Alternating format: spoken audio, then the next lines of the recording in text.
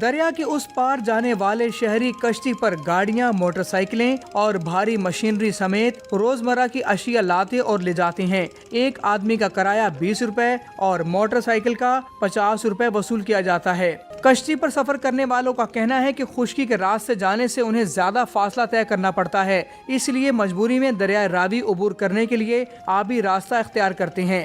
بچے بھی لے کے جاتے ہیں اور بائک بھی انہوں نے اوپر رکھی ہوتی ہے، تقریباً کافی وزن ہو جاتا ہے، اور جو یہ کشتی ہے یہاں ایک سائڈ پہ ایک وزن ہو جاتا ہے۔ پل بننا چاہیے اس لیے کہ ادھر سے بہت زیادہ شارٹ کٹ ہے، عوام کو سہولت ہو جائے گی، جو لوگ فیکٹریوں میں جاتے ہیں ان کا جو ٹائم ہے وہ بہت زیادہ بچ سکتا ہے۔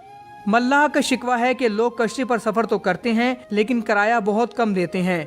جو بیڑی والے ہیں وہ خود ہی افورڈ کرتے ہیں، چلاتے ہیں، بناتے ہیں 10 لاکھ کی 20 لاکھ کی، لیکن نہ تو کوئی ادھر رستہ ہے، جنگلات ہے، چاروں طرف جنگلات ہے۔ اگر حکومت یہ پیسے لیتی ہے نا ہم سے تو ہمیں رستہ بھی دینا۔ شرک پور کا مزدور طبقہ چونگ اور لاہور جانے کے لیے اس خطرناک راستے کا انتخاب کرتا ہے۔